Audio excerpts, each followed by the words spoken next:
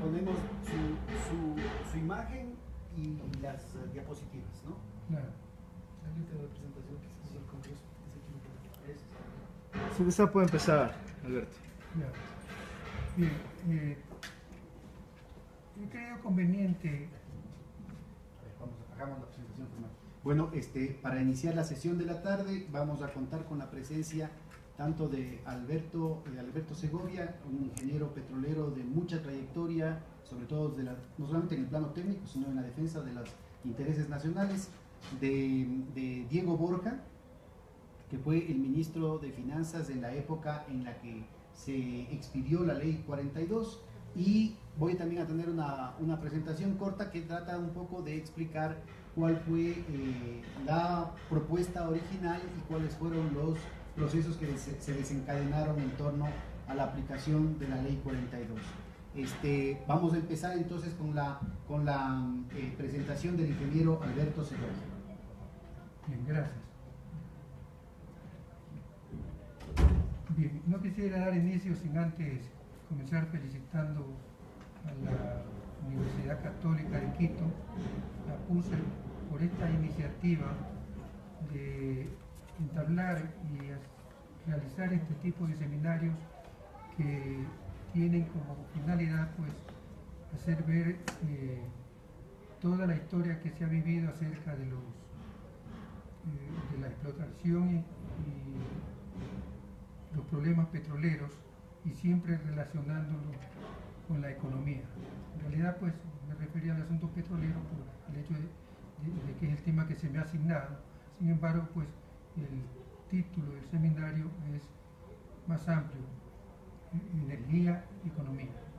Bien, asimismo he creído conveniente pues que se inicie mi participación con un recuento de lo que fue el nacionalismo petrolero de los años 70 del siglo XX, porque durante los años 70 se desarrolló una política petrolera que no fue realmente improvisada, sino planificada, expuesta previamente en el inicio del gobierno de las Fuerzas Armadas, liderada en esa época por el general Guillermo Rodríguez Lara como presidente y por el contraalmirante Gustavo Jarrín Ampudia como ministro de Recursos Naturales.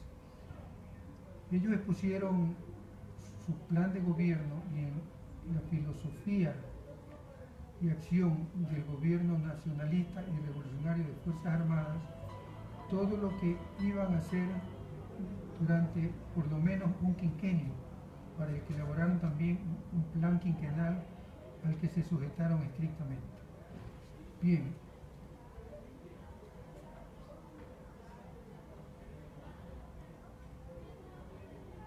El gobierno revolucionario nacionalista al que me he referido rigió entre 1972 y 1978 en el Ecuador. Y como había indicado, pues para iniciar su gestión presentó al país el 5 de marzo de 1972 su filosofía y plan de acción y un plan quinquenal de transformación y desarrollo. Estos documentos señalan, definen como nacionalismo aquella ideología que exalta los valores propios, defiende los intereses nacionales y acepta la cooperación extranjera únicamente cuando convenga a los intereses del país. Si no conviene a los intereses del país, pues realmente ninguna cooperación extranjera ni es útil ni debiera ser aceptada. Bien, también el nacionalismo que ellos proponían basaría su desarrollo en el esfuerzo interno y frente a los intereses privados tendrían que prevalecer los intereses de la nación.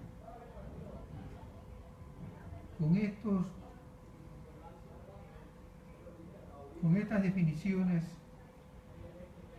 indicaban también que en cuanto a la política sobre los recursos naturales, que debía basarse en los intereses inalienables del Estado, en la explotación racional de los recursos el mantenimiento de las reservas para las futuras generaciones y en una justa rentabilidad para las compañías petroleras. Esto me parece importante señalar porque realmente no ha habido otro gobierno que en primer lugar haya establecido una política petrolera amplia desde el punto de vista técnico y económico.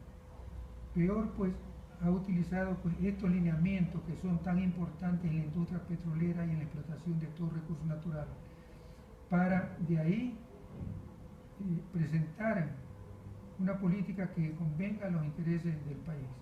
Por ejemplo, hablamos de intereses inalienables del Estado sobre los recursos.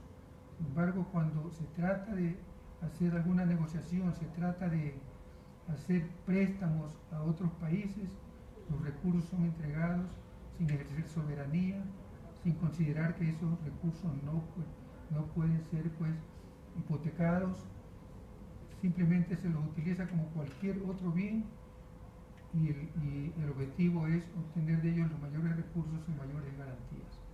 En cuanto a la explotación racional, esta mañana se nos indicaba, por ejemplo, y hacíamos hincapié en que no había un plan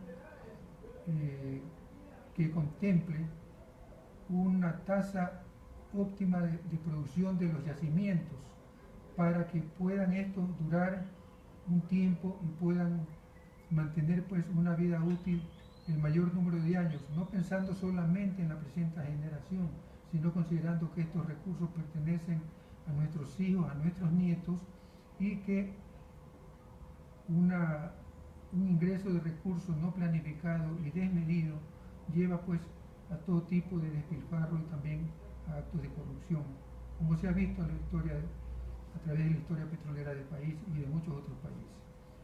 Y lógicamente pues siempre pensando en una justa rentabilidad para las compañías petroleras, pero una justa rentabilidad, lo que significa que una política petrolera nacionalista no se opone de ninguna manera a que las empresas, por sus inversiones, por sus operaciones, por su tecnología, reciban el costo y la rentabilidad justa que les corresponde.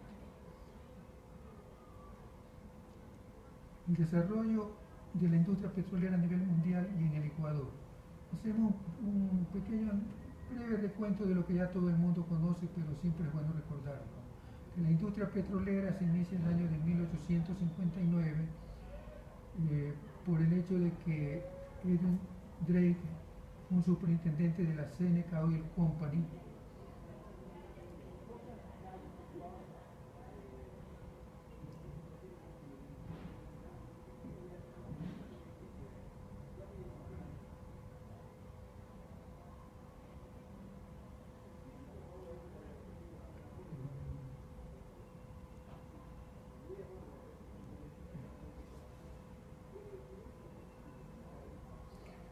proveedora de petróleo a destiladoras de queroseno en Estados Unidos, perforó el primer pozo en Pensilvania. Este primer pozo petrolero fue perforado con una estructura de madera, a percusión, como era en ese tiempo, un gran peso porque clavaba sobre la superficie una especie de broca que iba a través del tiempo alcanzando mayor profundidad, hasta que a los 21 metros de profundidad únicamente obtuvo pues un petróleo ya que en ese tiempo era rentable por el hecho de que la mayoría del petróleo afloraba a superficie y ya había todas las facilidades de producción. Con esto pues se propagó este método de perforación petrolera a través de pozos y despegó la industria petrolera como tal.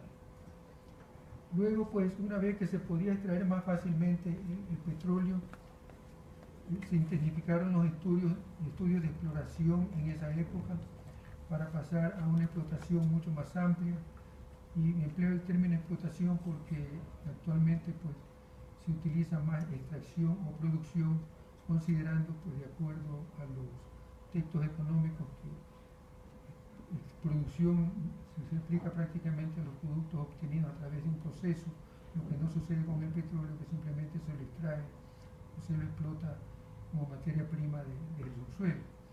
Bien, luego pues el transporte de los volúmenes extraídos de petróleo. La otra fase es la comercialización, tanto interna como externa, y que se la hace para llevar el crudo, una vez obtenido, una vez comercializado, a los centros de industrialización, donde puede haber refinerías y petroquímica, ¿no? Como ahora estamos viendo inclusive aquí en el país, que tratamos de implementar una petroquímica incipiente por lo menos.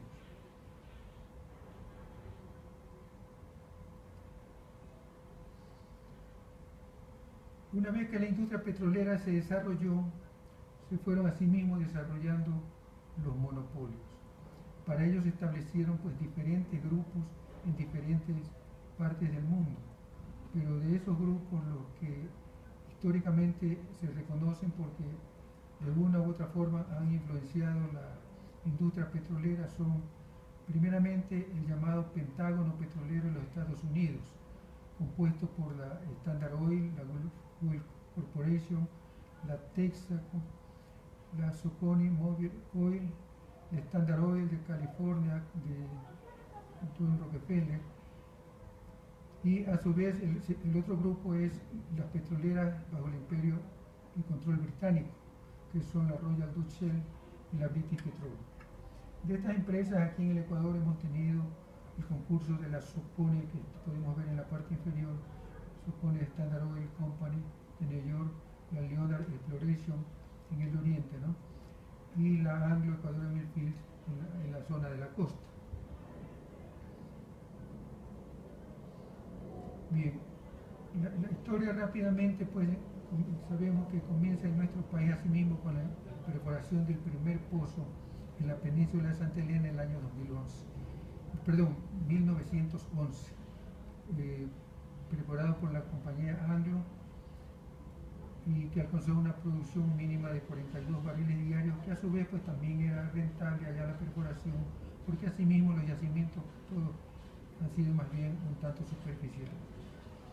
En 1923 la Leonard Exploration Company obtiene primera concesión en el oriente ecuatoriano, y es una extensiones pues, que se daban en esa época muy extensa,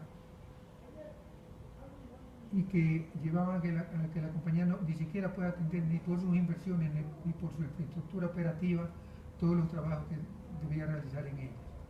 En 1925 la Anglo inicia la producción en la península de Santa Elena. Perdón, en 1911, ¿dónde fue el primer pozo petrolero? Sí, la primera perforación. ¿En dónde? En la península. ¿Y en el 25 qué pasó? Claro. En la península, la primera perforación con el pozo Ancón número 1. O sea, empieza la y en producción. 1925 comienza la producción. Es decir, vemos que tardaron en perforar algunos pozos, establecer una infraestructura básica de líneas de producción, de tanques de almacenamiento, facilidades para sacar petróleo a puerto, parte exportaban, parte se refinaba, y por eso comenzó en 1925 recién la producción comercial de la Anglo. En 1937 Federico Páez cancela el contrato con la Leonard por una deuda de 120.000 sucres y otorga 10 millones de hectáreas a la Shell, que era dependiente del Anglo-Saxon en el oriente ecuatoriano. Prácticamente todo el oriente con posibilidades hidrocarburíferas en mayor magnitud se lo llevó esta compañía con un solo contrato. Luego la Standard, a través de la IPC, obtuvo en 1941 una concesión que actualmente está en las áreas que ha ocupado Perú, pero que en el tiempo eran de Ecuador, ¿no? Inclusive podemos ver que tanto por el asunto de la Anglo-Saxon como de la Leonard fue que se definió el protocolo de Río de Janeiro, porque prácticamente lo que quedó de zona oriental para el Ecuador está casi enmarcado en los límites de la concesión de la Royal Dutch Shell en el oriente ecuatoriano. Aquí podemos apreciar eso en este mapa, ¿no? Casi todos los límites del oriente pues, circunscritos al área de la Royal Dutch Shell, lo que significa pues, que estas guerras también fueron guerras del petróleo y que los gobiernos incluso los sucesivos gobiernos siempre han tomado en cuenta estos aspectos de seguridad nacional para operar en la industria, tanto en concesión de áreas como en construcción de oleoductos y todo. Y es por ello pues, que se consideró en gran parte de nuestra historia de que el Comando Conjunto de Fuerzas Armadas participe en la toma de decisiones a través del directorio de Petroecuador por los aspectos de seguridad nacional que contempla esta industria petrolera. Bien, acercándonos nosotros a los años 70, entre los años 50, 60, se extendieron un sinnúmero de concesiones a diferentes empresas. En total, al año 70 se llegó a 1972, como podemos contemplar luego en un mapa, con alrededor de 30 empresas petroleras que tenían concesiones en diferentes partes del país, tanto en el oriente ecuatoriano como en la costa.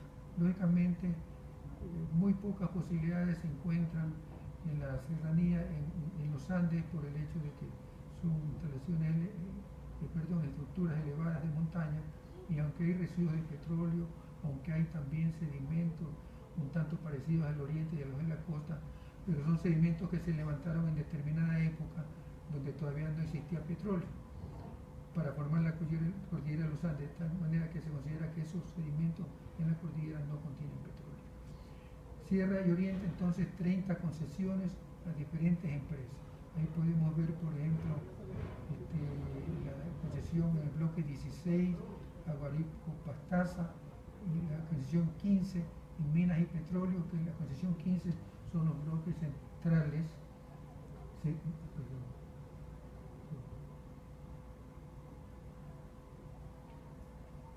Lo que decía el bloque 16 y 18, 15, 16, 18 son los bloques que después tomó la Texaco, pero que tuvo que comprarle a Minas y Petróleos, porque Minas y Petróleos, una vez que se fue a la Leona, fue la que se apoderó de la mayor cantidad de bloques en el oriente, y todos los abusos de Minas y Petróleos a través de un señor Stuart, que se proclamó pues descubridor del oriente ecuatoriano y que llevaba siempre una medalla de plata que lo señalaba como tal, como descubridor del oriente. Se proclamó a través de nuestras autoridades de esa época, antes del 72, como el representante único del gobierno del Ecuador para negociar con las empresas petroleras. Bien, todo eso hizo que el gobierno de Fuerzas Armadas indique pues, como fundamento para proteger los recursos naturales que eran del país y tomar el poder el año de 1972, en el famoso carnavalazo. Bien, entraron ellos, como decía, pues con una política y una filosofía y plan de acción de gobierno. Y los lineamientos que siguió esta filosofía y plan de acción eran básicamente los siguientes.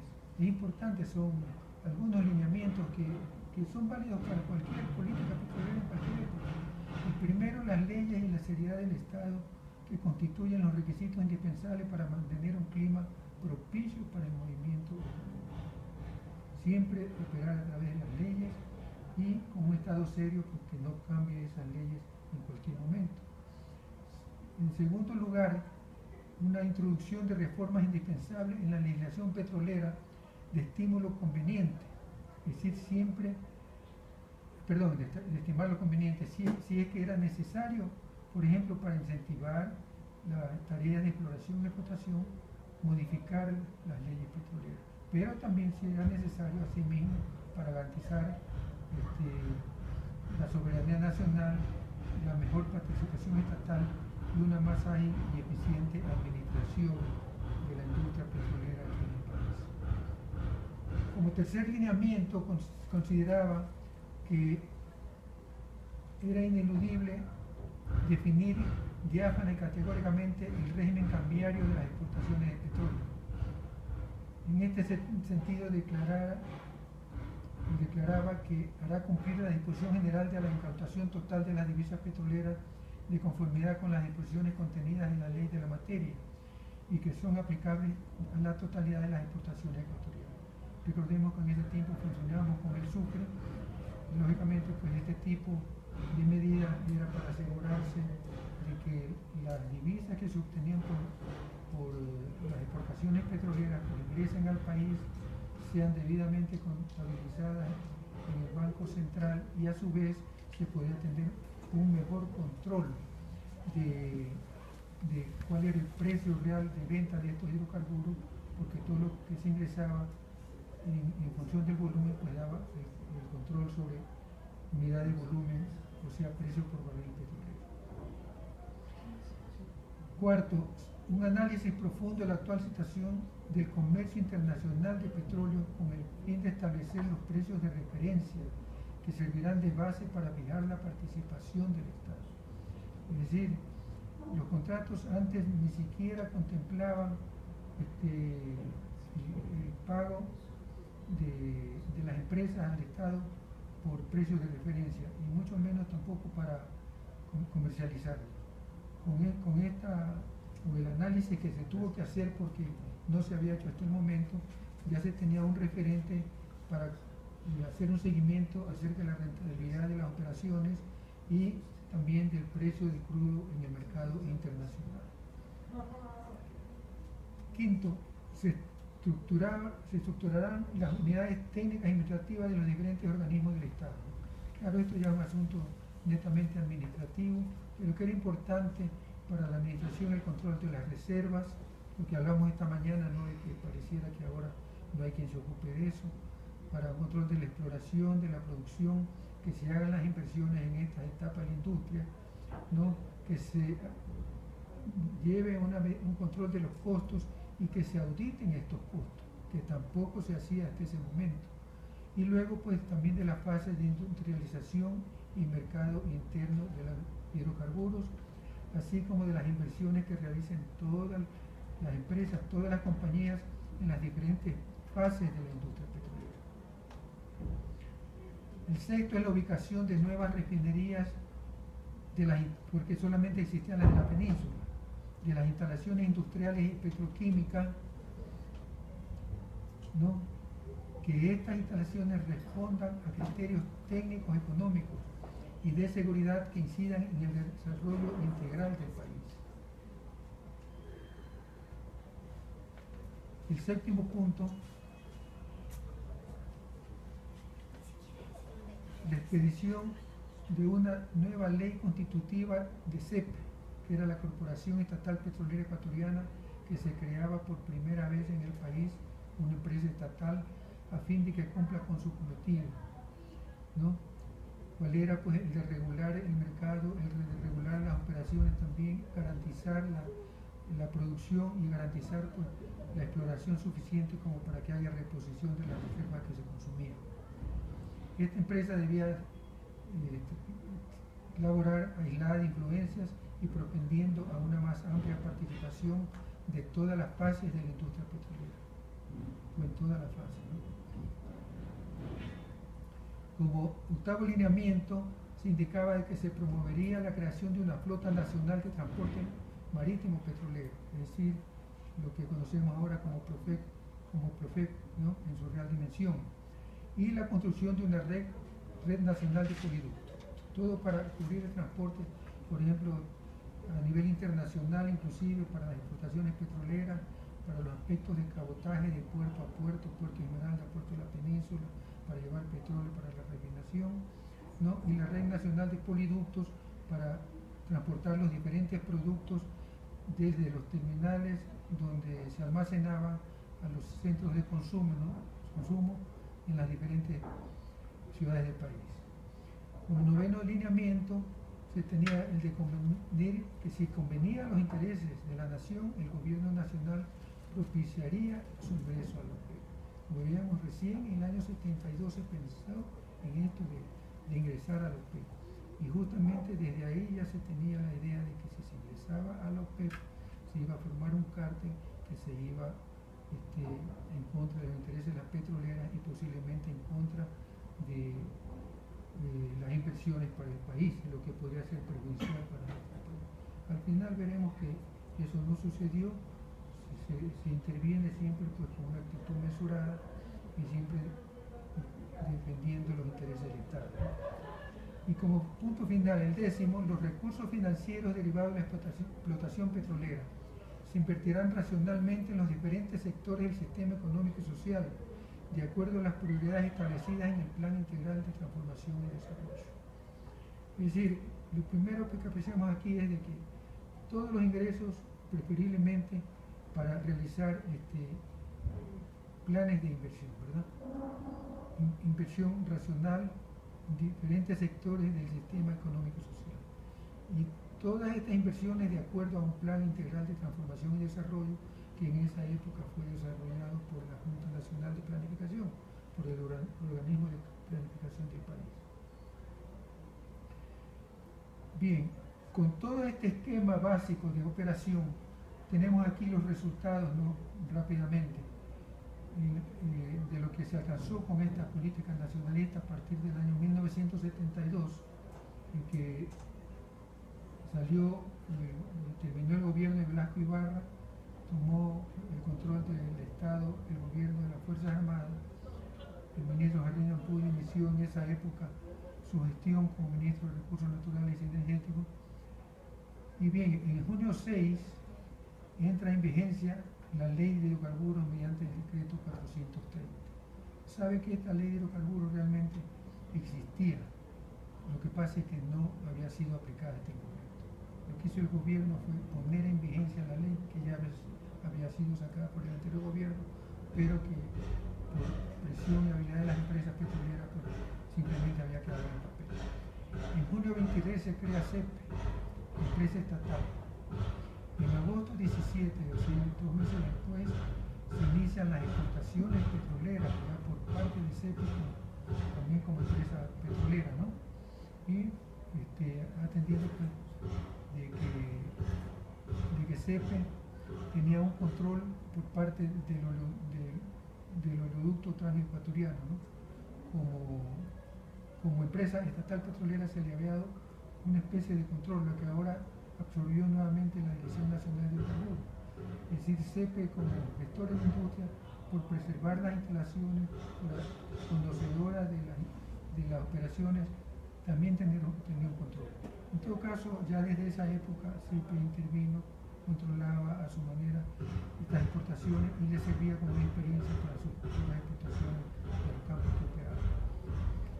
Bien, en diciembre 29 asume las operaciones del Poliducto Durán-Quito, que ya existía, pero que estaba en manos privadas.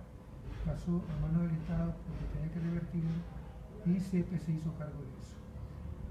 CEPE recibió en el año 73 los campos de la península de Santa Elena, en los campos de Carolina, Concepción y Certeza. Por primera vez ya no se renovaron las concesiones de esos campos porque ahora ya existía una empresa estatal petrolera. Y esos campos, si bien es cierto, la producción era poca, de todos modos era un ingreso para el Estado en su totalidad una vez que los asumió.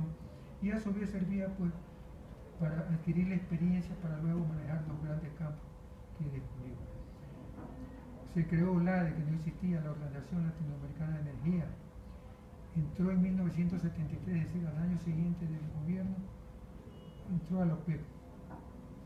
Y se cambiaron aquí, este mismo año, los contratos de concesión por asociación con Cayman City y Southern Union. Es decir, ellos también tenían como la Texaco un contrato de concesión, pero como la producción era minúscula, el control se podía hacer de mucha mejor manera y a su vez obtener un mayor ingreso en petróleo, principalmente en materia prima, se lo cambió a asociación. En 1974, CEPE construye la refinería de Esmeralda, contrata la construcción de la refinería de Esmeralda y también la ampliación de la refinería de la península. En este año también inicia la comercialización de derivados. El 6 de julio adquiere el 25% de Texaco Gulf.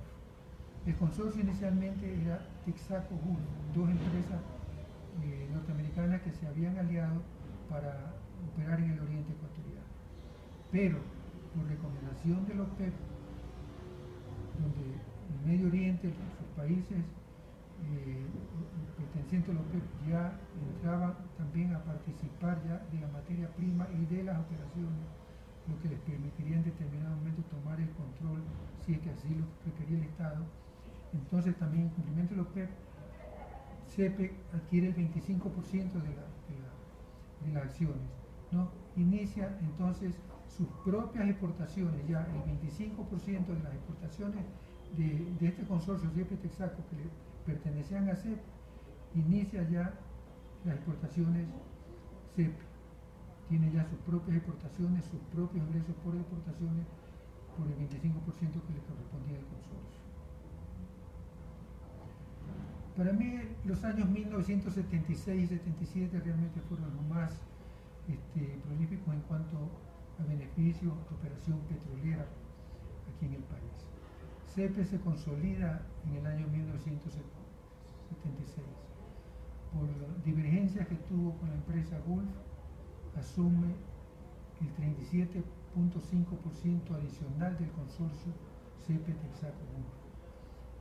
Gulf sale del país y se queda CEPE con el 37.5% por encargo del gobierno nacional, ¿no? Y se conforma entonces el consorcio CEPE Texaco que dura hasta el final de las operaciones.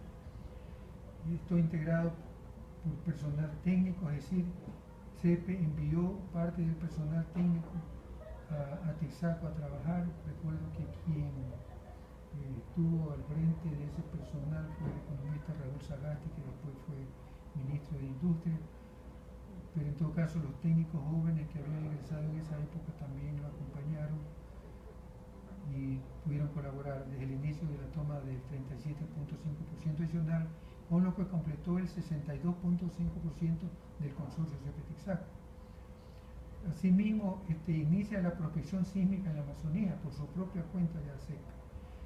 Recibe los campos de la ANGLO el año 76, particularmente pues, el honroso encargo de recibir los campos de la ANGLO.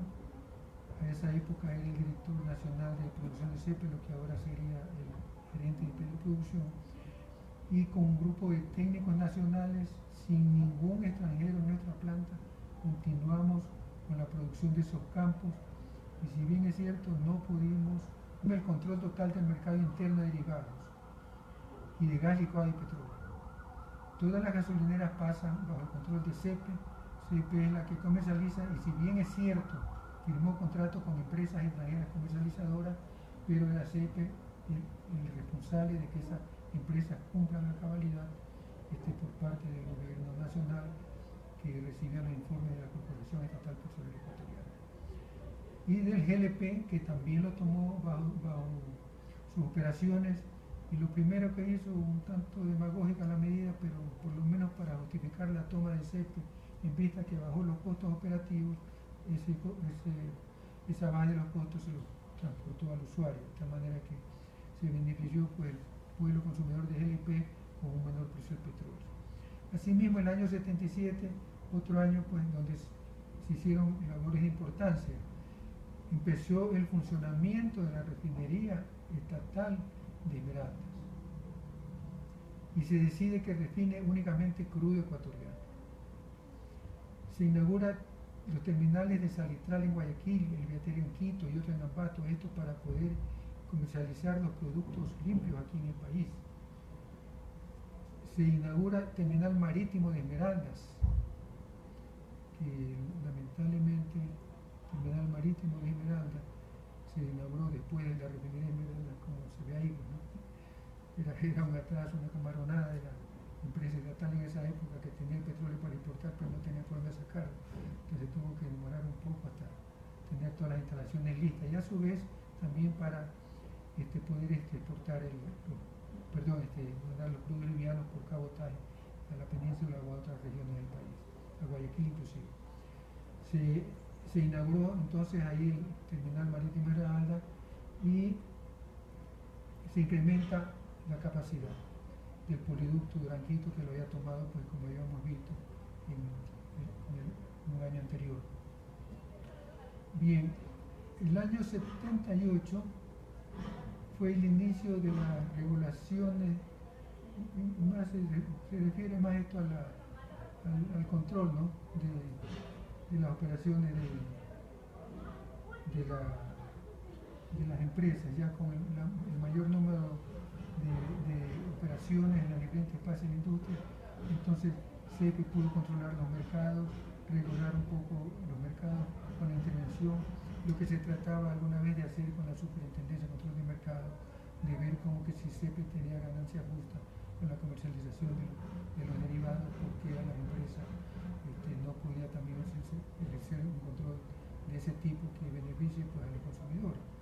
Pero la política del gobierno fue otra, más vale en el sentido de que las empresas se hagan cargo de todo el mercado interno de derivados, y entonces hasta peso fue perdiendo Petroecuador para regular ese mercado, y Petroecuador tuvo que vender al precio máximo de la comercialización. ¿Eso ya fue con qué ministro? Con Correa fue el que anunció, porque él dice que nunca se ha justificado que Petroecuador tenga las gasolineras, ¿no? El ministro que estaba en ese entonces, no recuerdo, lo cambiaron a cada rato en esa última etapa. Bien, entonces CEPE es una empresa para abastecer de gas al sur del país, a Cuenca y Loja, forma Autogas, con un 35% de acciones por parte de CEPE. Actualmente tiene más del 50%, ¿no?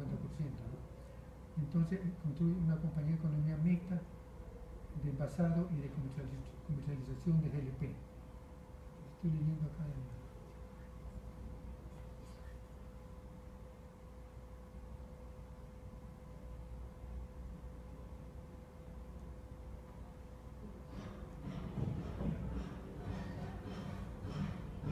en el año 79 CEPE continuó con el estudio de exploración con nuevas sísmicas y operaciones para incorporar producción en corto plazo.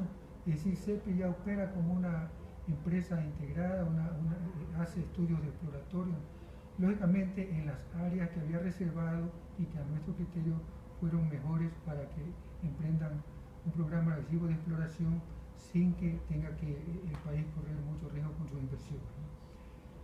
Y también elabora un plan, lo he puesto en rojo, en el año 1979, en la última parte, de industrialización 1980-1990, sobre refinación, petroquímica, lubricantes y fertilizantes. Esa es una cosa parecida, lógicamente, con las diferencias propias de la época, pero parecida a lo que ahora tenemos para la refinería del Aroma y Manaví. No es que esos planes ya han existido pues, desde los años 70, ¿no? Que ya va a tener 40 años y el proyecto no se concreta, por lo menos para una petroquímica incipiente, digamos, ¿no? Que nos permite incursionar en el campo. Bien,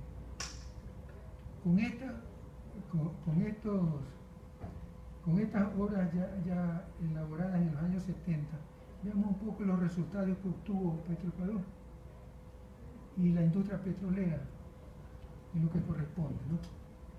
Bien, el año de en cuestión de reservas permanentes de crudo, en un principio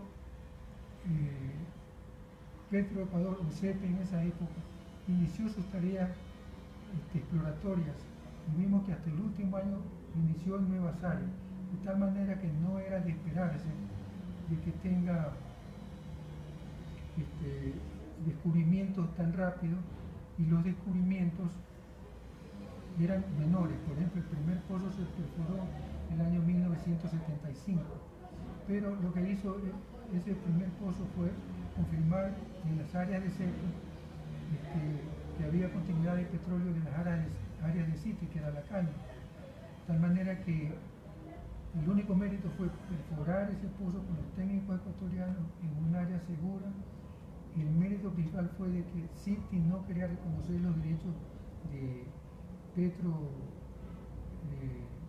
CEPE en esa época sobre esa parte del yacimiento que le correspondía, porque como solamente había perforado en su área, decía que le correspondía solo el petróleo que había en esa área a la Citi, y que Petroecuador no tenía ningún derecho sobre eso. Tuvimos que perforar ese pozo para hacer prevalecer estos derechos y comenzar a recibir producción de participación de ese campo que era compartido de ese momento. Entonces, por eso es que realmente las estadísticas comienzan en 1982, en la década de los 70. Petroecuador no produjo petróleo en gran escala. En el año 82, con los campos que había descubierto, con toda la exploración de... Pero todavía no se llamaba Petroecuador, se llamaba CEPE todavía. Claro, sino que ya... Ahora se le llama solo Petroecuador porque a veces en conferencias nadie ha oído de CEPE. Personas muy jóvenes como estudiantes acá no han oído. Pero sí, yo a veces diferencio eso de que dice Texaco o Petroecuador, ¿no? Para que sea de dónde viene.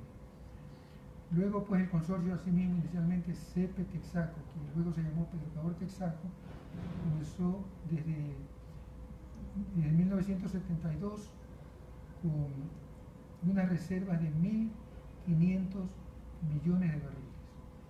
Esas reservas fueron hechas por Terramar en esa época, contratadas expresamente porque nadie sabía la cifra exacta, sino solamente la que daba Texaco.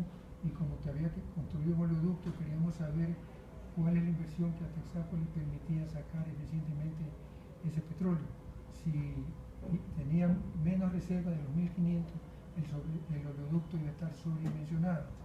Y si tenía mucho más reserva, pues entonces el oleoducto quedaba pequeño. Con 1.500 barriles de reserva se utilizó un oleoducto de alrededor de 400.000 barriles diarios, con la posibilidad de ampliarlo posteriormente, como en realidad se hizo, a 600.000 barriles diarios por día.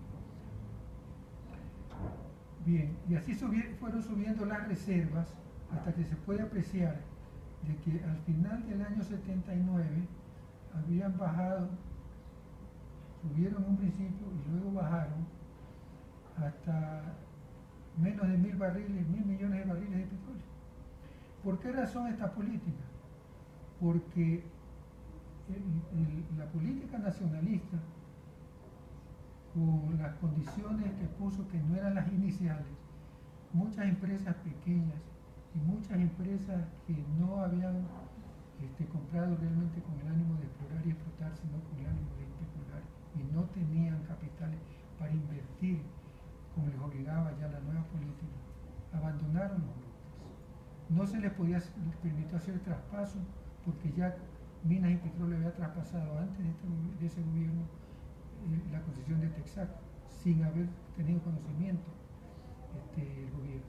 Si Texaco no fue la que primero pidió la concesión, la que primero tuvo la concesión fue Minas y Petróleo a través de un solo hombre, el señor Strauss, que se proclamó dueño único del Oriente, que había cubierto el Oriente. Entonces, para evitar todo eso, las reglas fijas, reglas realmente rígidas, para que no haya más este tipo de dádivas, de concesiones. Las áreas de concesiones fueron de 200.000 hectáreas en tierra firme y 400.000 hectáreas en el oriente. Entonces, todas estas compañías comenzaron a irse, se fueron. El mismo señor Strauss, que se había proclamado dueño del Oriente, se incomodó, amenazó al gobierno, amenazó al ministro y amenazó con boicotear todo tipo de licitación. Cuando hubo la primera licitación, se presentaron algunas decenas de compañías. Solamente presentaron licitaciones 26 empresas, ¿no? Y de esas, 12 fueron seleccionadas porque cumplían con las bases, pero tan solo una, que no fue ninguna extranjera americana, sino la YPF de Argentina, fue la única que firmó contrato de esa época.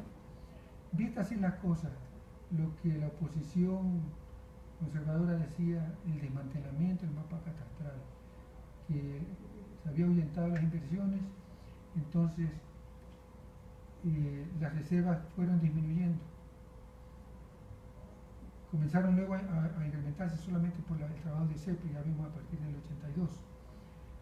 Entonces hubo el cambio de ministro a mitad del de ese gobierno, los ministros cambiaron, sirvió también para que la dictadura entregue más rápido el poder el año 78, pero la política nacionalista se mantuvo, únicamente con lo que ellos pensaron que podían mejorar, y está bien que lo hayan hecho, se podía mejorar.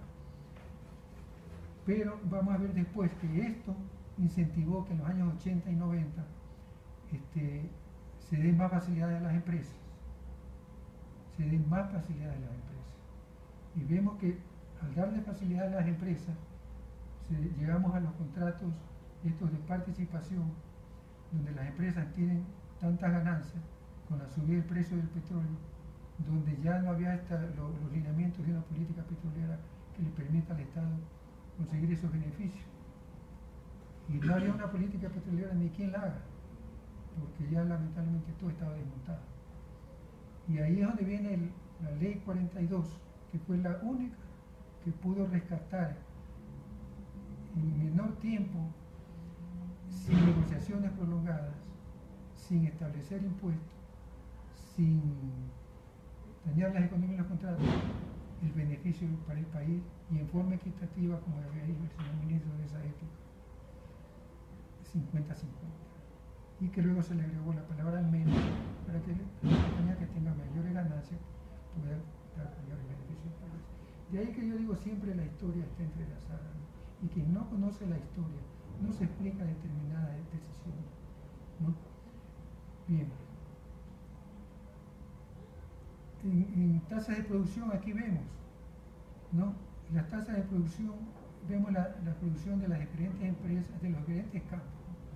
De los campos de cerca de Texaco en el oriente, vemos Laguario, Chuchufindi, Sacha, Aguarico, Auca, Paraguaco, Atacapi, que hasta esa fecha habían sido descubiertos y desarrollados. Unos iban entrando paulatinamente, pero aparte de eso estaba Cepe City, que recién comenzó su producción en 1979, donde incluía el pozo 18B1, pozo 18B2 y pozo 18B3 perforados por Cepe, en un yacimiento que tuvo que ser unificado, operado en forma unificada entre las dos empresas, dos socios, se hacían los gastos e inversiones de mutuo acuerdo. Pues, también me correspondió a mí la satisfacción de ser el primer presidente del comité de administración de ese comité unificado. Bien, ¿a dónde llegamos aquí? En la costa siempre los mismos producciones bajas, ¿no? Alrededor de 100 y pico barriles mensuales, no más. Y que fue hasta el año 79 hasta menos de 100, ¿no? En todo caso, aquí lo que tenemos, perdón, estos son en barriles por día. Entonces yo puse que las anuales en barriles por día. Entonces barriles por día son en 4.000. Bien, en el total nacional yo quisiera que vean ustedes la importancia. En un principio la Texaco comenzó produciendo 4.000 barriles diarios. En 1970. ¿No? No era una producción en gran escala, esta producción la iba almacenando en el oriente hasta que estuvo listo el oleoducto, comenzaron las exportaciones en el año 72 y ya comenzó la explotación, la producción y transporte en gran escala. Y de ahí iba a 81.000, 217.000, 184.000, nunca pasó de 223.000 barriles en la década de los 80. No porque no podía producir más, sino porque tenía regulaciones de producción. No se producía más que lo que el Plan de Desarrollo Nacional elaborado por la Junta Nacional de Planificación había previsto. Y de esa plata, ¿no? Algunos fondos, como por ejemplo el FONADE, se utilizaban en programas de desarrollo. El FONADE fue que después se convirtió en BEDE, Banco de Desarrollo. Y así por el estilo. Es decir, una disciplina bastante rigurosa que permitió en primer lugar obtener los mayores beneficios de la industria petrolera y luego invertir pues, en lo mejor que se podía, ¿no?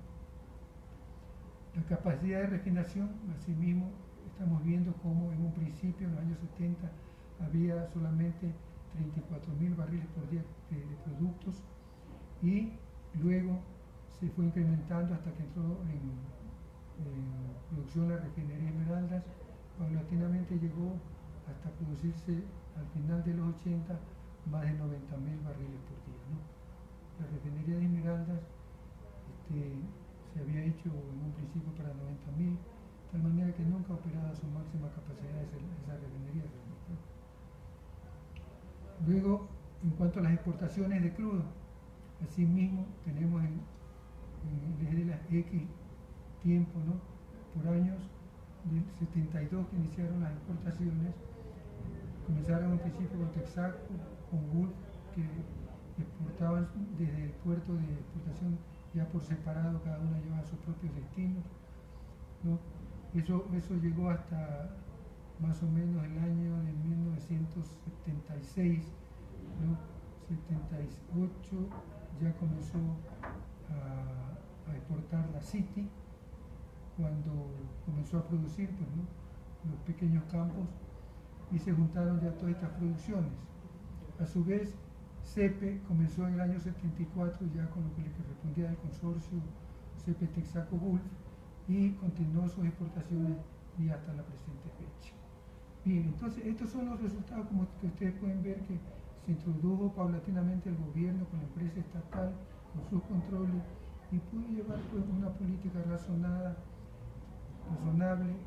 y también en cuestión de inversiones, cuando se trataba de aplicar el aspecto económico, se construyó, pues, una amplia infraestructura, ¿no?, en el país, diferentes, posiblemente se incrementó la burocracia, pero lo que pasa es que había que crear rápidamente en diferentes regiones instituciones para que puedan atender en mejor forma las necesidades de las áreas.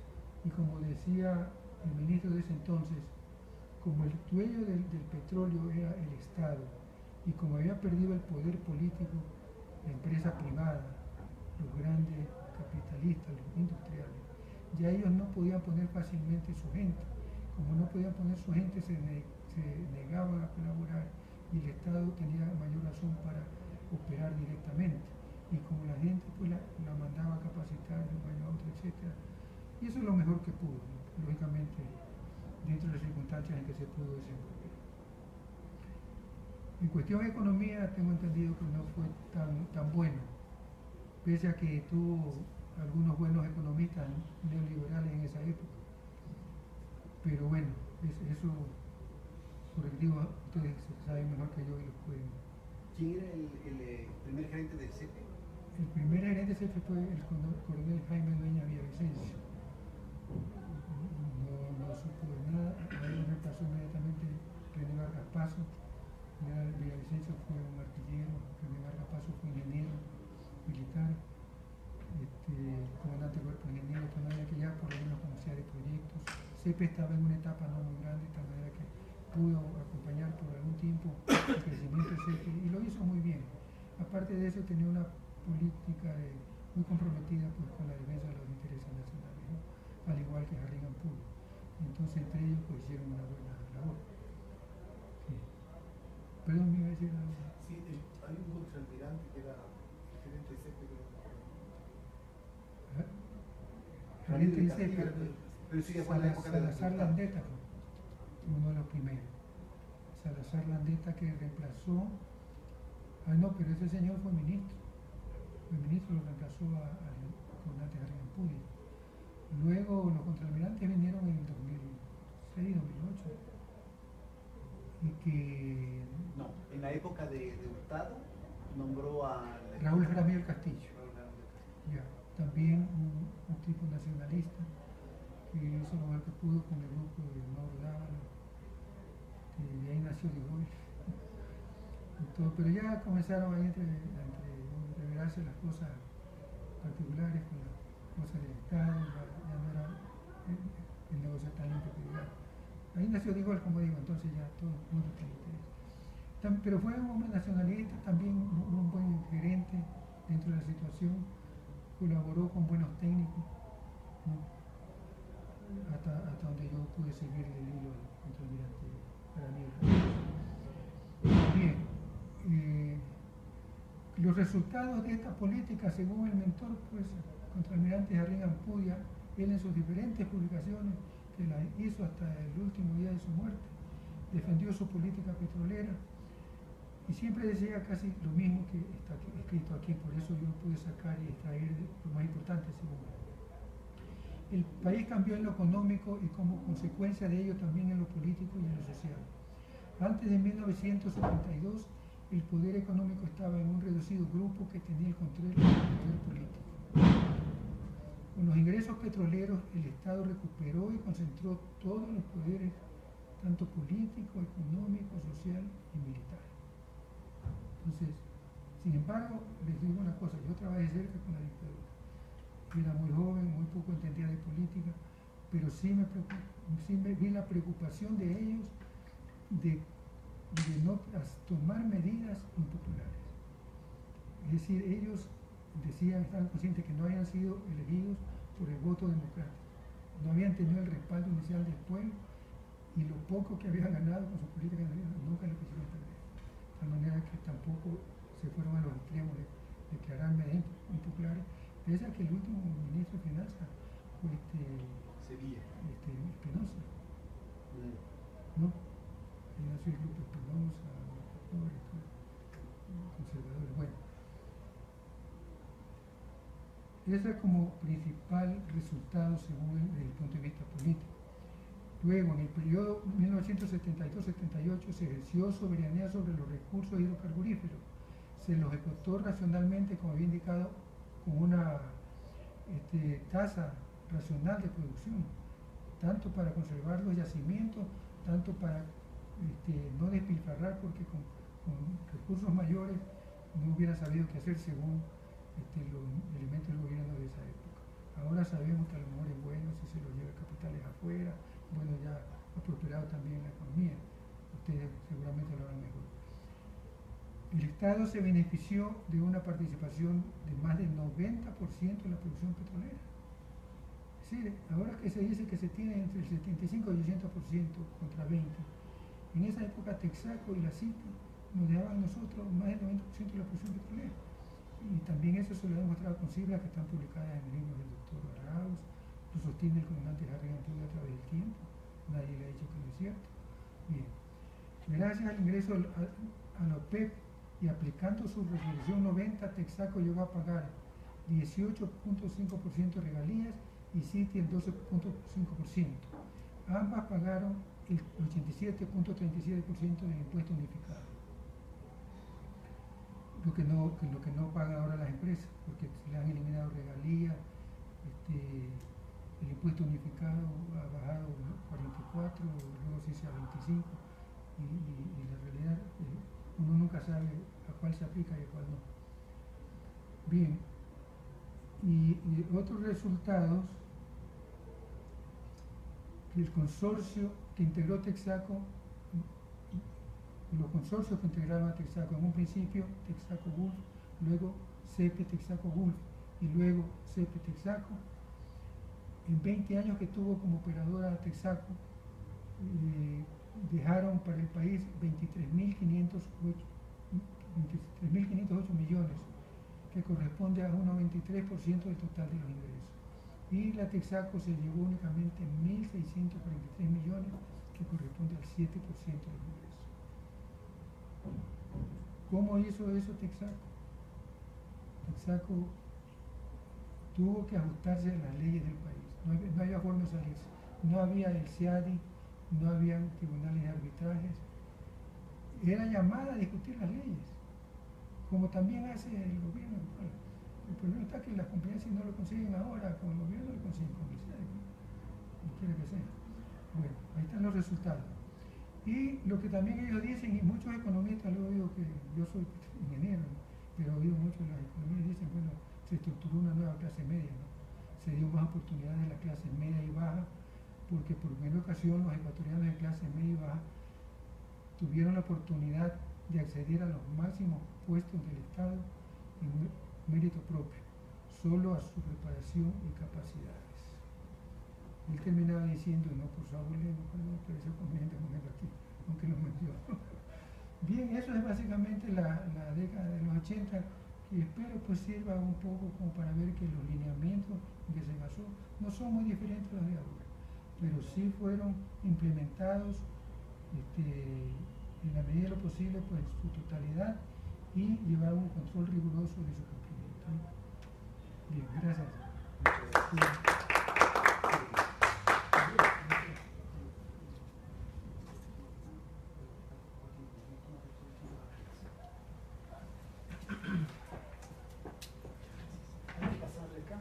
Sí.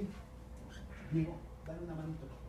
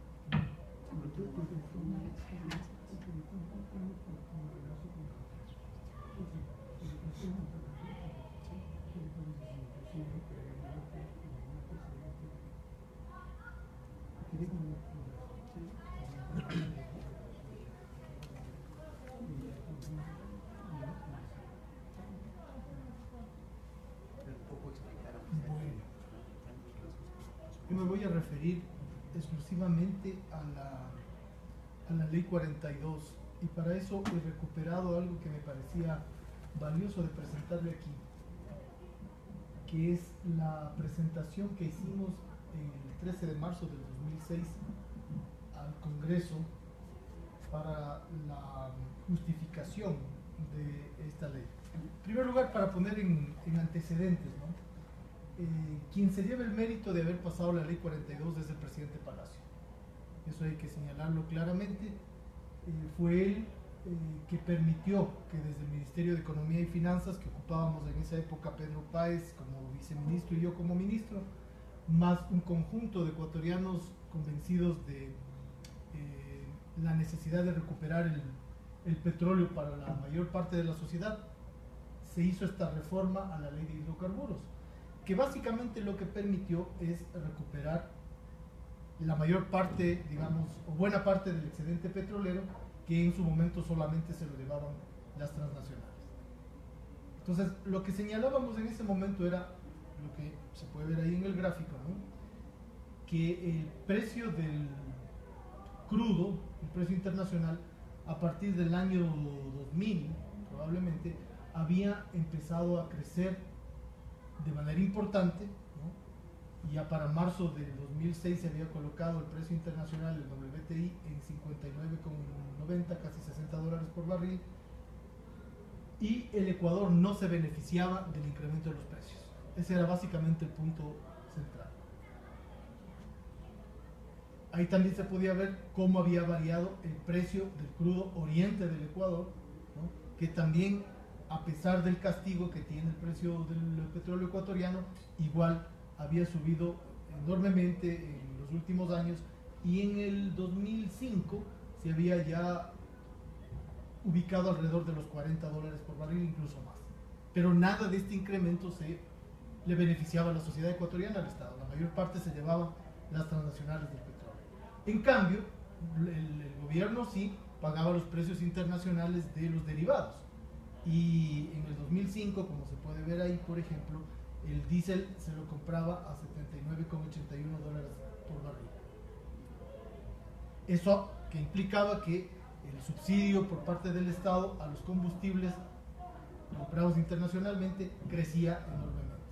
El del diésel, por ejemplo, estaba en el 648 millones de dólares en el año 2005, el de la gasolina en 453 y así.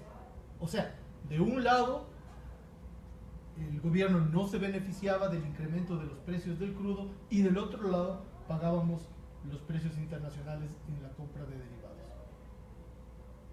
La propia constitución de la época, que es la anterior constitución, la del año 98, en el artículo 247, remarcaba que los recursos del subsuelo son de propiedad inalienable e imprescriptible del Estado ecuatoriano y su explotación debe realizarse en función de los intereses nacionales.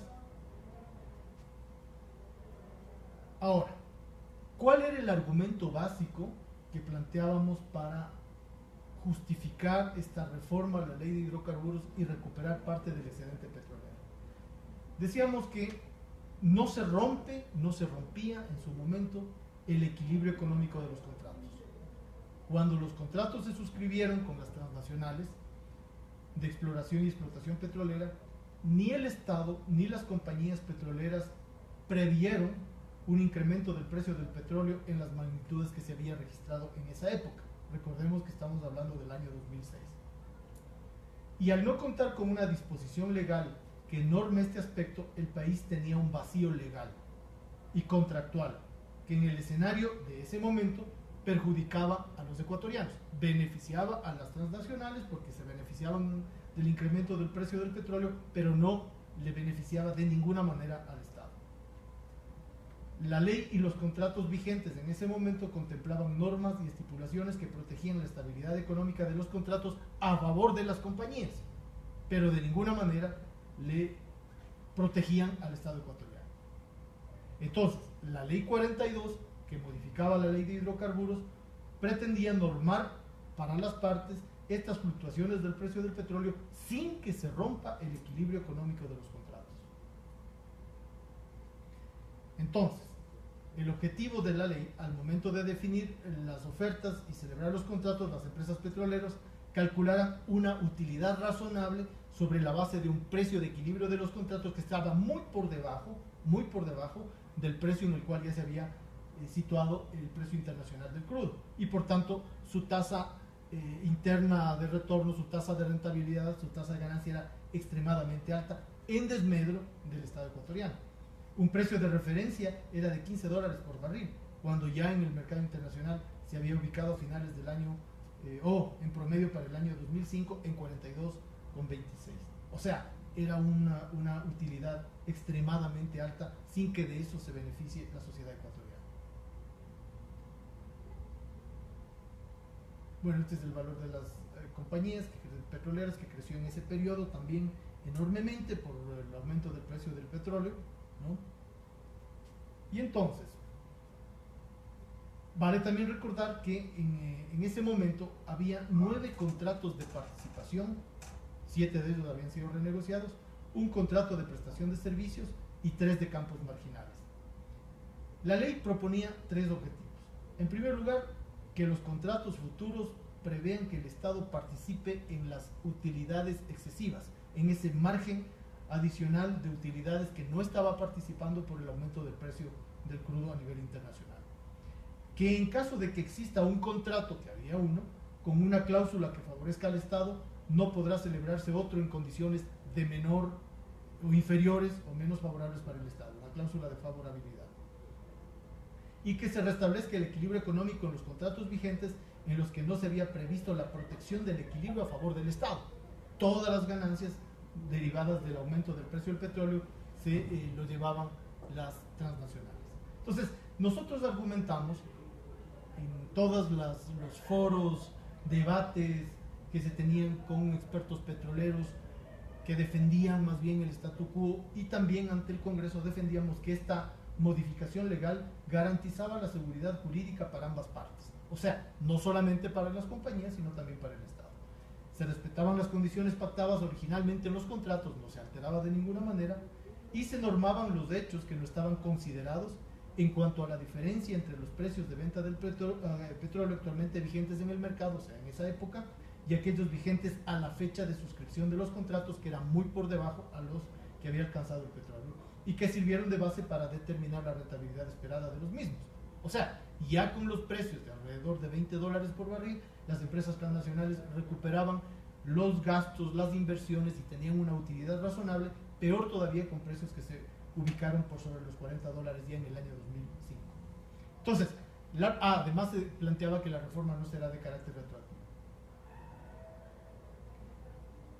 En segundo lugar, se proponía a través de esta modificación sentar las bases para una política de Estado equitativa en materia petrolera. mediante la definición de reglas del juego claras para la explotación del petróleo en su calidad de patrimonio nacional. Esta iniciativa es acorde con otras iniciativas a nivel internacional, porque en esa época habían otros países que habían también modificado la participación del Estado en la explotación de sus recursos, Chile en el cobre, Venezuela en el petróleo, incluso los Estados Unidos en la época de Carter.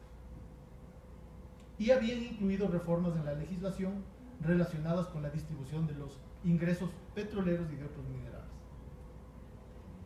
Y se restablecía lo que llamábamos la estabilidad económica, no solamente para las empresas, sino para el Estado, evitando que las ganancias extraordinarias generen injusticia e inequidad económica, puesto que solo las empresas petroleras recibían las utilidades en desmedro del Estado.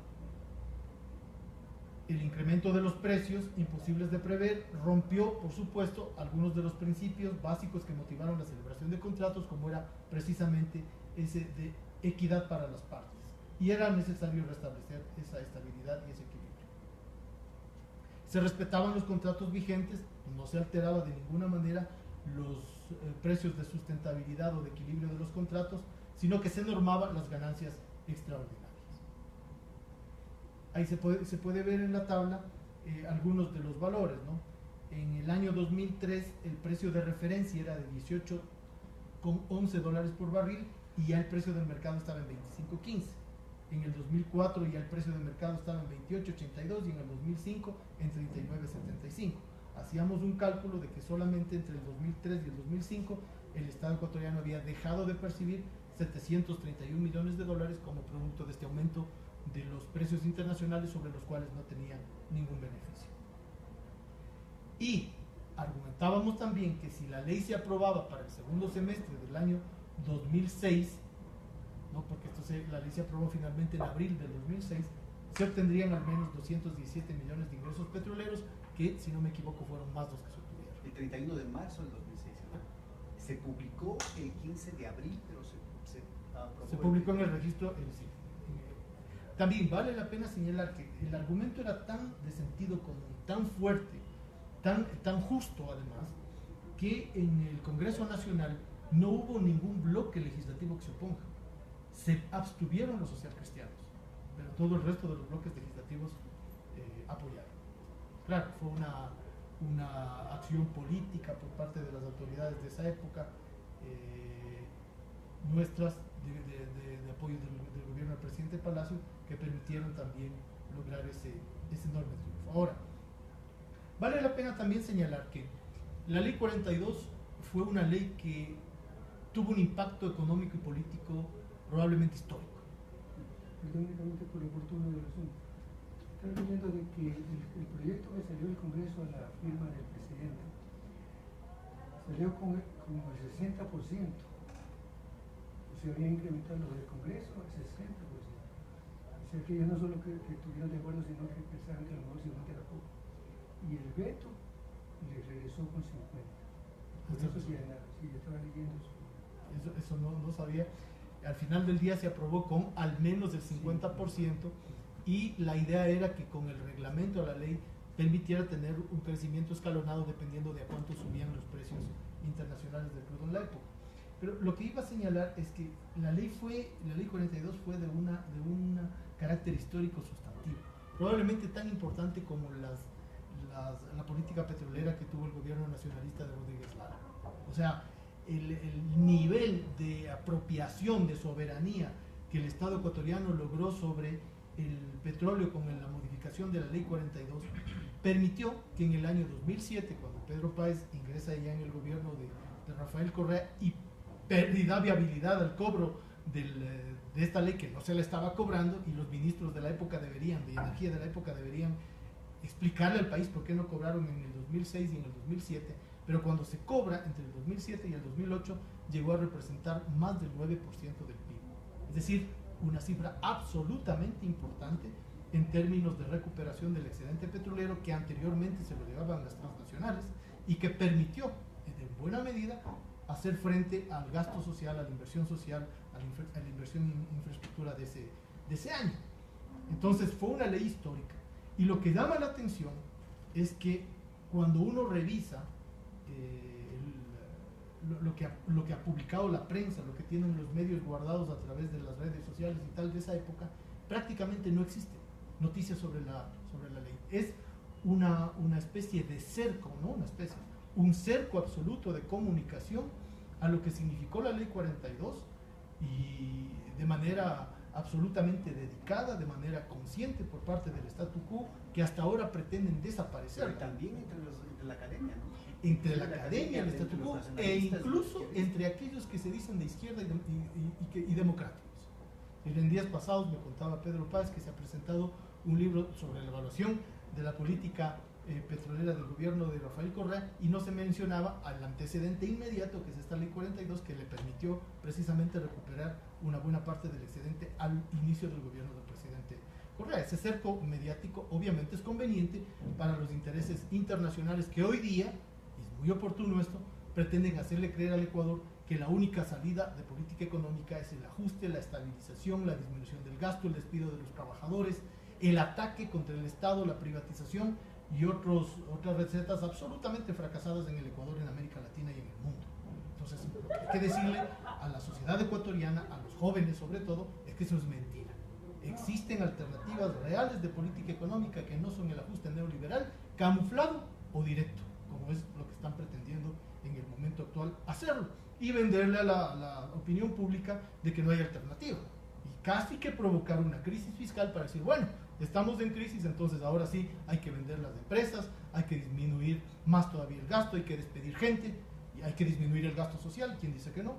Porque se van convirtiendo en una especie de sentido común que se le vende a la sociedad como que no hubiera alternativa. Mentira, sí hay alternativa, y en la propia ley que está pasando actualmente ahora el Ejecutivo y que está tratando el Congreso, en el artículo 37 de esta ley que está enviada a la Asamblea, yo les diría a los asambleístas progresistas de todos los lados que más allá de sus rencillas y sus fraccionamientos, revisen lo que dice ese artículo.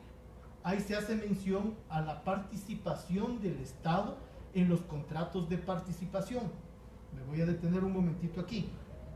La ley 42 permitió el recuperar el excedente petrolero para el Estado ecuatoriano, para la sociedad ecuatoriana, en los contratos de participación. Mencionaba yo acá cuántos contratos de participación había para el momento. Habían en el año 2006 9 contratos de participación, 1 de prestación de servicios y 3 de campos marginales. En el año 2010, Correa modifica la ley de hidrocarburos y propone que la mayor parte de los contratos sean de prestación de servicios. O sea, se abandonan los contratos de participación y se migra a los contratos de prestación de servicios. En la actual ley se hace una mención, en la ley de hoy día del año 2018, se hace una mención a participación en el excedente en los contratos de participación. Valdría que los asambleístas pongan cuidado en eso. En este momento no hay contratos de participación. Entonces, bien podría ser un momento muy oportuno para discutir cómo se establece la relación entre el Estado ecuatoriano y las empresas transnacionales en el momento presente para poder hacer válida la posibilidad de recuperar el excedente en los contratos de participación. Vale también la pena señalar de paso que cuando se migra de los contratos de participación a los de prestación de servicios, se les reconoce a las transnacionales una tarifa elevada, muy elevada, en algunos contratos por sobre los $45 por barril, frente al anterior sistema en los que había una suerte de riesgo compartido, un precio de equilibrio de contratos bajo, del orden de los $20, quizá un poquito más en algunos casos, pero todo el excedente se dividía al menos en un 50% entre Estado y transnacionales. Entonces creo que también es oportuno este elemento. Simplemente quiero terminar señalando que a la ley 42 y al cerco mediático que le ha puesto el statu quo, vale la pena volverlo a recuperar en la discusión, porque en este nuevo momento de la política económica se realiza un ataque a todo lo anterior, como que todo lo anterior hubiera estado equivocado, pero con el ánimo no de hacer una crítica o una autocrítica de aquello que no lo hicimos bien o que nos faltó, sino con el ánimo de desmontar cualquier tipo de política económica activa en el sentido de favorecer a la mayor parte de la sociedad, con el ánimo de imponer sobre la opinión el criterio de que solo hay una forma de manejar la economía, que es la forma neoliberal, que es la forma no social, antisocial, antipatriótica en ese sentido, y de ir, aprovechando la circunstancia política, de ir metiendo el criterio de que solo el ajuste neoliberal, la estabilización, etcétera, son los mecanismos. No es así. El debate, el recordar el proceso petrolero que nos ha hecho hace un momento el ingeniero Segovia, y esto que estamos recordando de cómo fue pasada la ley 42, creo que nos permite poner en el escenario que si hay alternativas distintas a las que nos impone o nos quieren imponer los medios en alianza con los grandes grupos económicos. Es decir, si hacemos una evaluación solamente de cuánto significa esta remisión de los intereses en tributación que se está pasando en la nueva ley, son alrededor de 2.000 millones de dólares. Y si a eso se añade también la remisión de intereses y multas sobre las deudas patronales, estaríamos bordando los 2.500 millones de dólares. 2.500 millones de dólares, son 2.5% del PIB en un país que tiene alrededor del 4 o 5% de déficit. Ya solamente con eso bajaríamos al 2%. Es decir, en medio de que hay un problema fiscal, se les hace una enorme transferencia desde la sociedad a los mayores grupos empresariales, porque ni siquiera es a los emprendedores pequeños o a los profesionales, no, es a los grandes grupos económicos, a aquellos que tienen ingresos de más de 5 millones y sobre todo a los grandes grupos, incluso a aquellos, dice textualmente la ley, ubicados por el SRI como grupos económicos. Entonces, mientras por un lado se hace esa enorme transferencia, por otro lado se le quiere decir al Ecuador que es necesario ajustar, disminuir el gasto, expulsar trabajadores, bajar gasto corriente, disminuir salarios, etcétera, etcétera. Momento muy oportuno para volver a discutir política petrolera con carácter soberano, con carácter nacionalista, con carácter de apoyo o de beneficio para la sociedad. Creo que está indicado. Muchas gracias.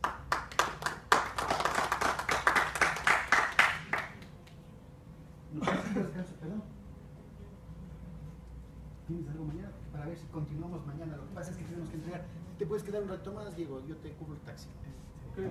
Podemos ponerle este... Sí, vamos a...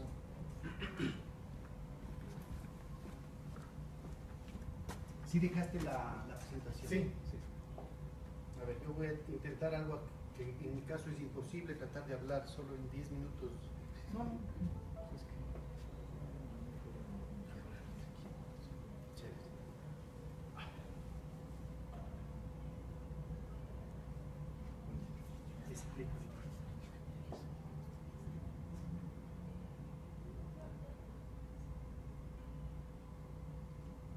Bueno, yo felizmente puedo aprovechar la presentación de los dos compañeros que hablaron antes que yo, precisamente tratando de ubicar la Ley 42 como un elemento político y económico que puede gatillar transformaciones estructurales, ¿no? Se mencionó precisamente la intuición que tiene el contraalmirante Jarrín Ampudia.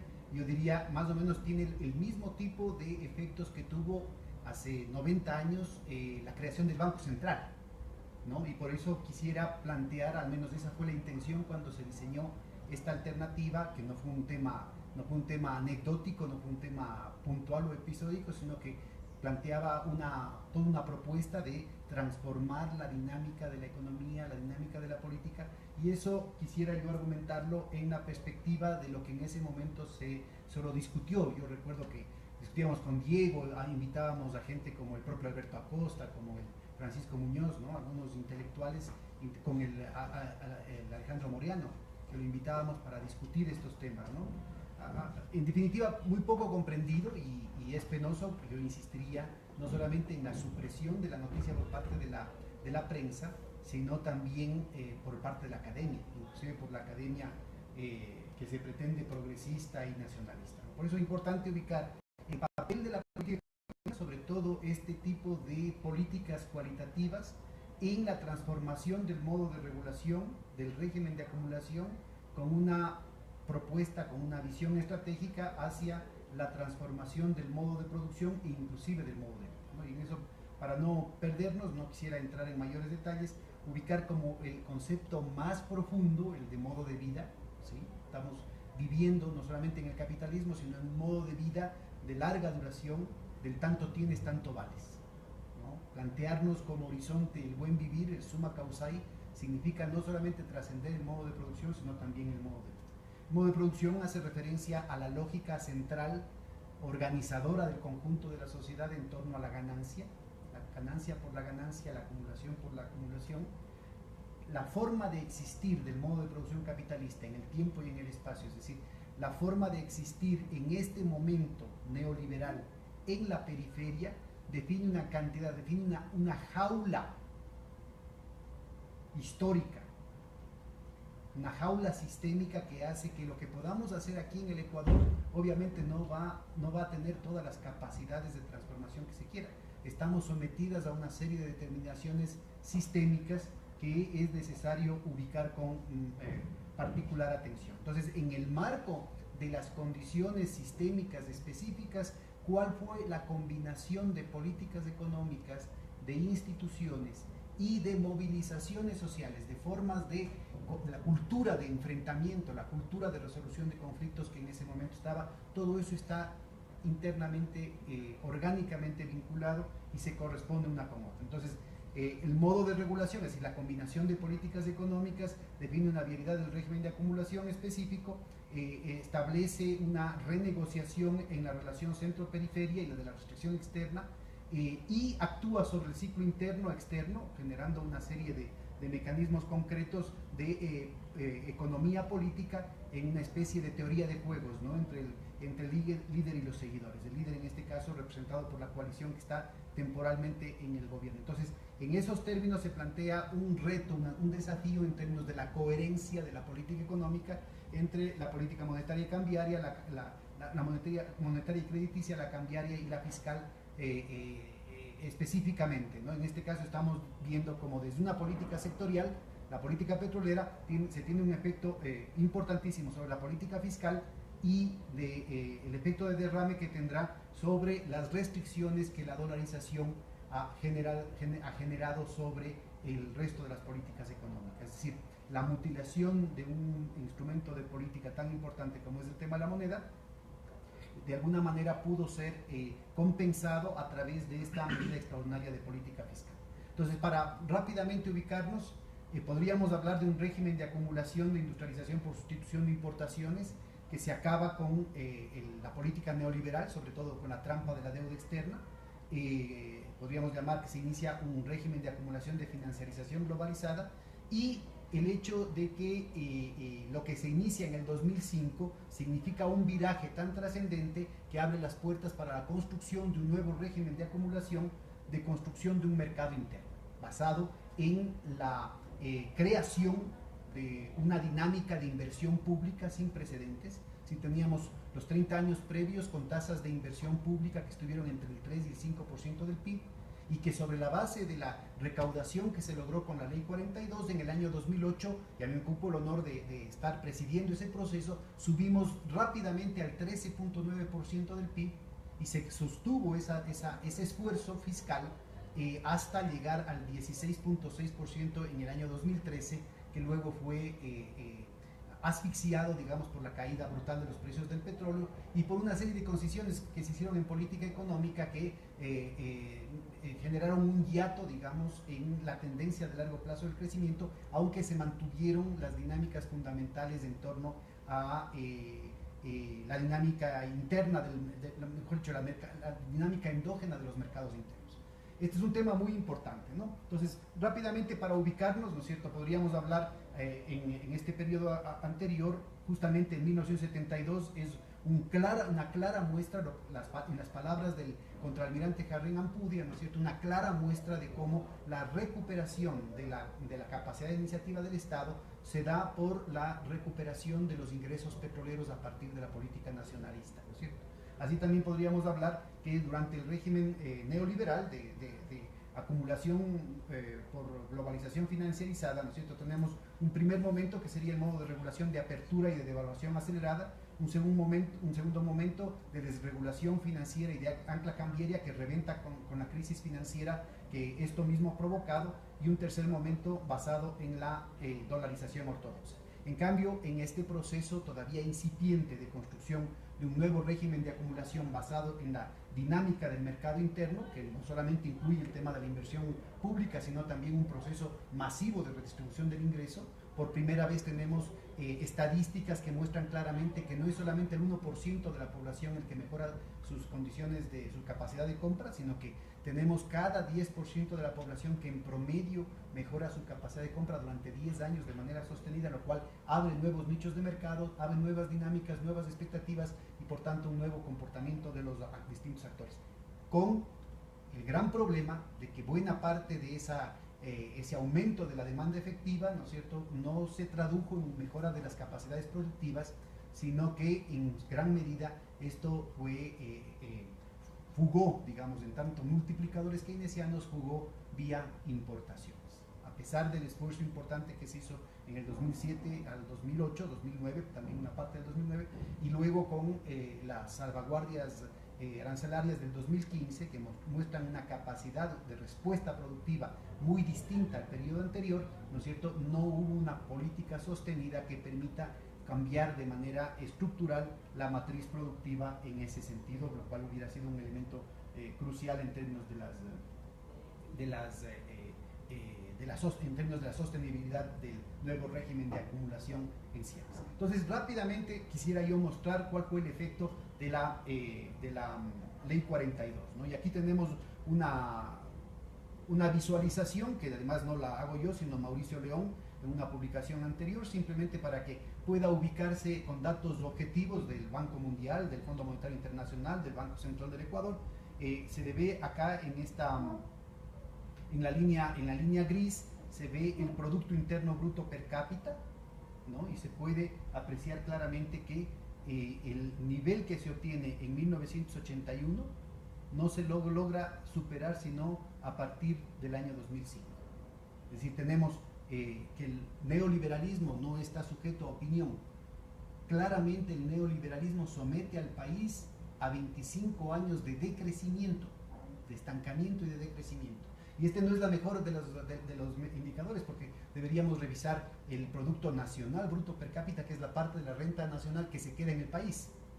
Sobre el Producto Interno Bruto todavía hay que descontar el pago de la deuda externa, el pago de regalías, de patentes, de inversión extranjera, de los dividendos de la inversión extranjera. Aquí estamos hablando de cuál es el ritmo de actividad económica, pero el momento en que se ve cuál es la parte del ingreso que se queda en el país, la muestra es más claro, porque solo en el 2013, a partir del punto de inflexión del 2005, solo a partir del 2013 se recupera los niveles de renta promedio del país que se tenían en 1981.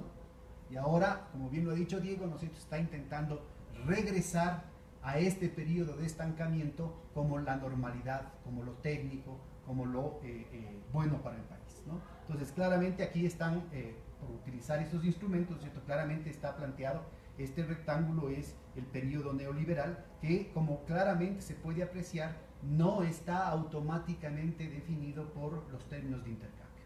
En esta línea están los términos de intercambio y uno puede ver, ¿no es cierto?, como en efecto hay un crecimiento del PIB durante los años 70, en buena parte auspiciado por los precios del petróleo, pero el PIB empieza a caer cuando todavía los precios del petróleo en términos reales están altos. En realidad es solamente en 1986, en la mitad del periodo de Febres Cordero, lo que se desploman los precios del petróleo. Entonces es muy importante ubicar que no hay esa situación automática, que nuevamente se la vuelve a ver acá, ¿no? Que nuevamente aquí se puede apreciar que en términos reales, aunque en términos nominales el precio del petróleo asciende a niveles sin precedentes históricos, ¿no es cierto?, en términos reales, descontada la inflación, ubicados en términos de capacidad real de compra del país, se ve que el boom petrolero de los años 2000 está muy por debajo del boom petrolero que se tuvo hasta 1986, incluyendo parte del gobierno de Febres Cordero, primero. Segundo, se puede apreciar que el punto de inflexión en los términos de intercambio se inicia en 1998.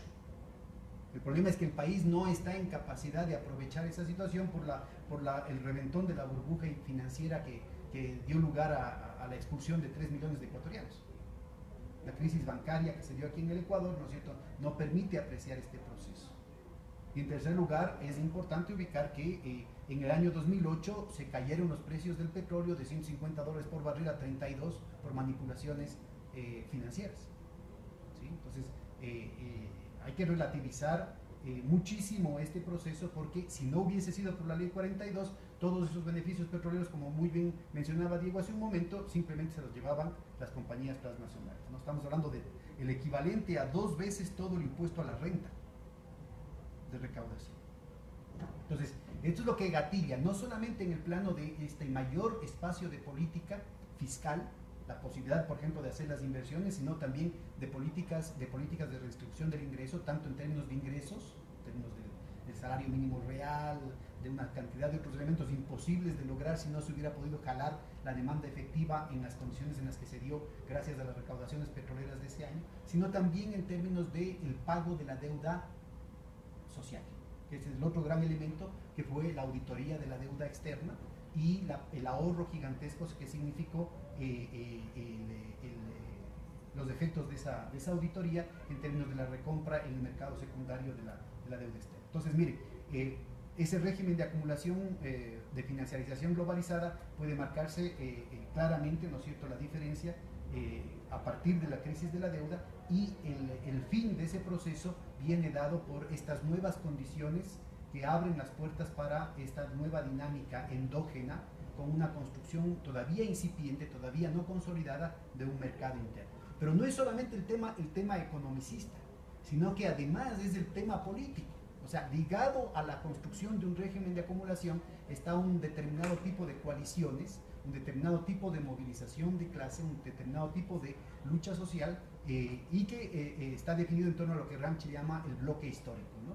Y ese bloque histórico es el que empieza justamente o más bien dicho, termina de desmoronarse el anterior bloque histórico, el que construyó el neoliberalismo, precisamente por la disputa distributiva que las expectativas de esos ingresos petroleros estaban estableciendo, no a nivel de las clases subalternas, sino al interior de las propias élites. Entonces, me parece que es un elemento muy importante, porque claramente plantea un reordenamiento de la correlación de fuerzas, que es el que va a dar lugar, ¿no es cierto?, a este tipo de resultados, ¿no? Una mejora muy importante en términos de la distribución del ingreso, que ya lo había mencionado, y que puede verse, ¿no es cierto?, en términos de ganancias significativas en el índice de Gini, en los indicadores de pobreza, etcétera, etcétera. En fin, no quisiera yo cansarles más, tenía algún material adicional como para mostrar cómo esto está definiendo la transformación de esa crisis de legitimación en una refundación de la fiscalidad para definir, para abrir las puertas para un nuevo régimen de acumulación, y cómo esto se transformará en un cambio sin precedentes en la historia de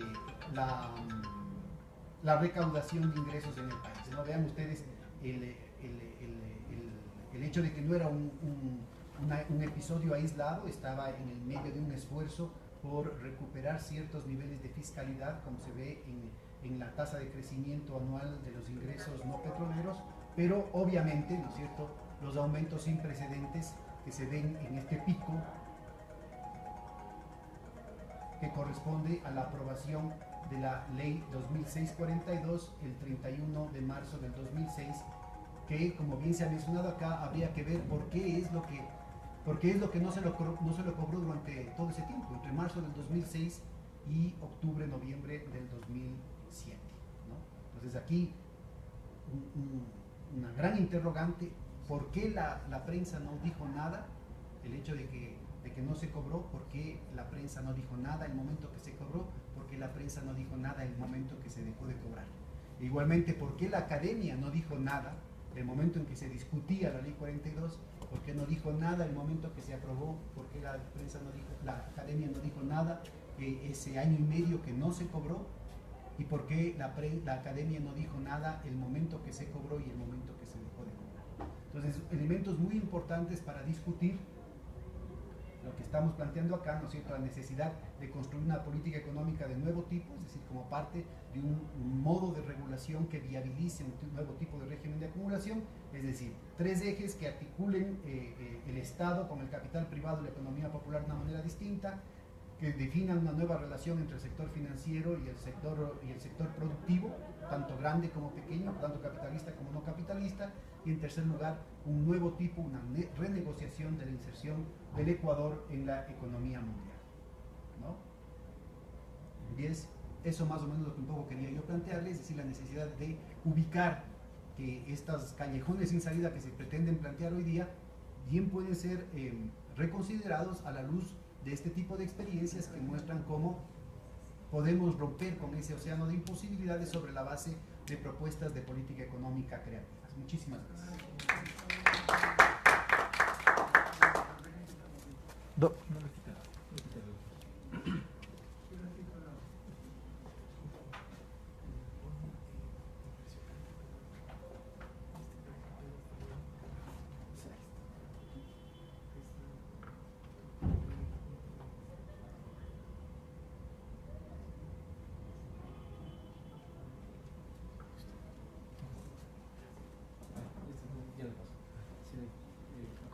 Sí. Cerremos. Bueno, compañeros, entonces nos vemos mañana a las 9 de la mañana. Vamos a ver si es que podríamos molestarle a Alberto para que nos presente un álbum de recortes que tiene sobre la época de 1942. Vamos a empezar puntual a las 9 con los que estemos. 1942. Perdón, con la ley 42, perdón. Bueno, esos recortes son suficientes para refrescarnos un poco la memoria y ojalá podemos contar contigo también. No creo, mañana a las 9 tengo ya un previsto de la Río que ver. Bueno, en todo caso va a estar, todo esto está grabado, esto está transmitido en vivo, está grabado y la idea de esto es transcribirlo, vamos a completar las partes que no hemos podido incluirlo.